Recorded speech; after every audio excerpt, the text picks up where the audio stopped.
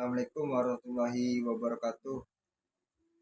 Yang saya muliakan pengasuh pondok pesantren Zaidul Hasan Gengkong, yakni beliau Ki Haji Muhammad Hasan Mutawakil Alamullah SHMM.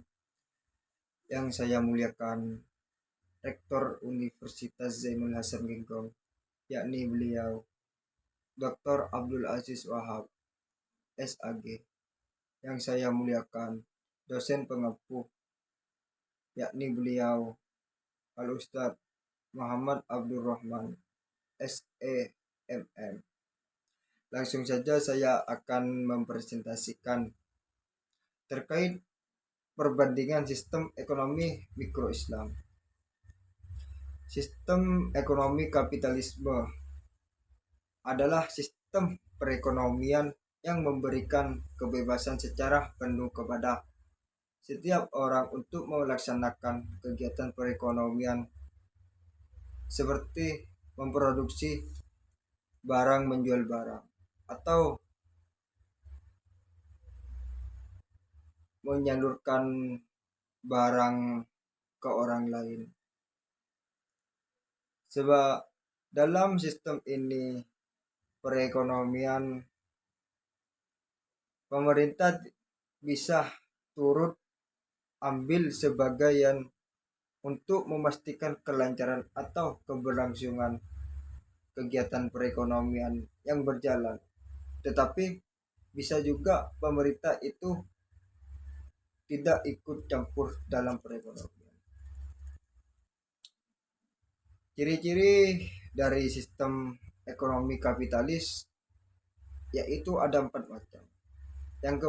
Yang pertama, pengakuan yang luas atas hak-hak pribadi.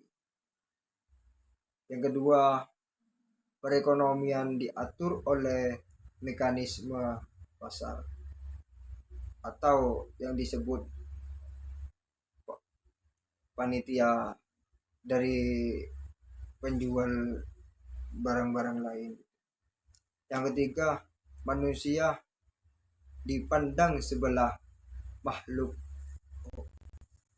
homo economicus yang selalu mengejar kepentingan atau mengejar keuntungan sendirinya. Yang keempat, paham individualisme atau didasarkan materialisme atau warisan zaman Yunani kuno atau yang dimaksud zaman kuno. Sistem ekonomi Islam adalah sekumpulan dasar-dasar untuk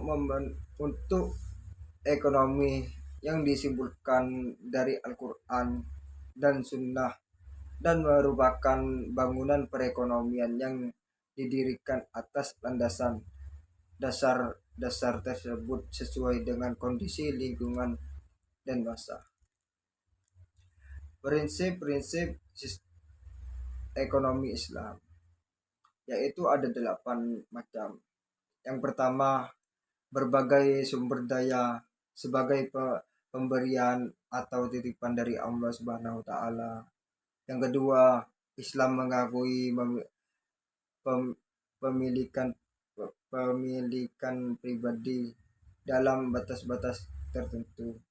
Yang ketiga itu kekuatan penggerak utama ekonomi Islam adalah kerjasama.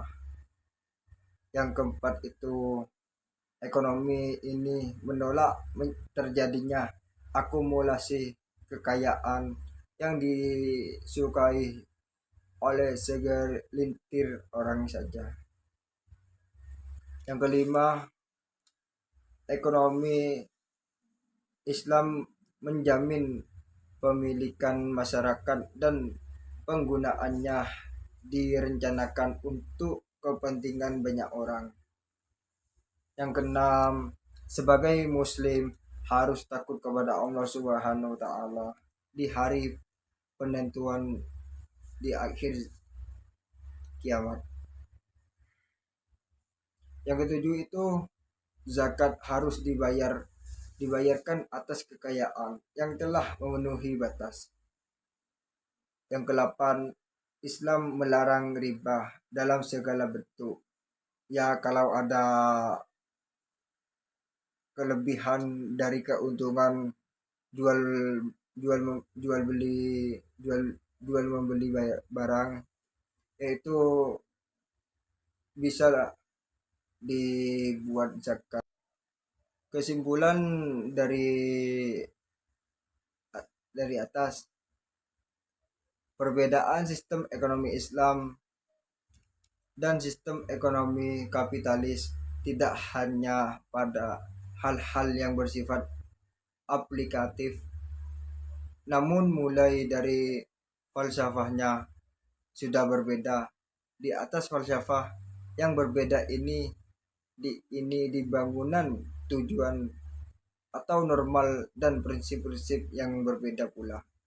Dalam sistem ekonomi kapitalisme, kepentingan individu dijunjung tinggi sehingga bersifat individualisme atau utilitarianisme dan menyebabkan ketimpangan dan jurang pemisah yang sangat besar antara masyarakat kaya dan miskin.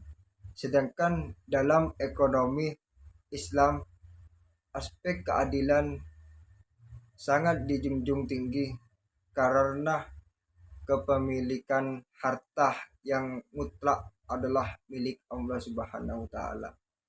Penilaian terhadap sistem ekonomi yang paling baik digunakan sangat bersifat subjektif.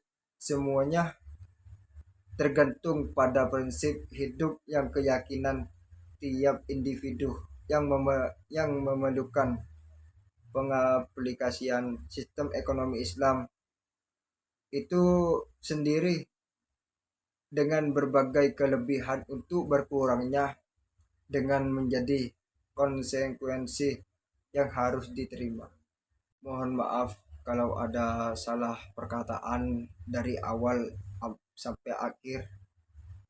Mohon maaf sebesar-besarnya. Wassalamualaikum warahmatullahi wabarakatuh.